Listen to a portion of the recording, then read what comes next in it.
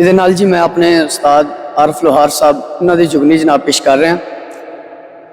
अल्फ अल्लाह चंबे दी बूटी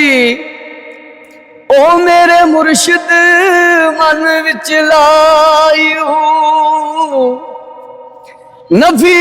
असवात दा पानी दे के हर लगे हर जायू ओ अंदर बूटी मुश्क मचाया ओ जद फुलन ते आयू ओ जुग जुग जीवे मेरा मुर्शिद सोना आयो जिसने बूटी लायू फिर मेरे जुगनी जी ए वे मौला अली वाली जुगनी जी ए वे मेरे पीर दी जुगनी जी ए वे लजपाल दी जुगनी जी। दम गुटकू दम गुटकू दम गुटकू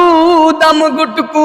दम गुटकू गुटकू करे साई नाल कलमा नबी दा पढ़े साई पीर मेरे जुगनी जी ए वे मेरे पीर दी जुगनी जी ए वे मेरे पीर दी जुगनी जी।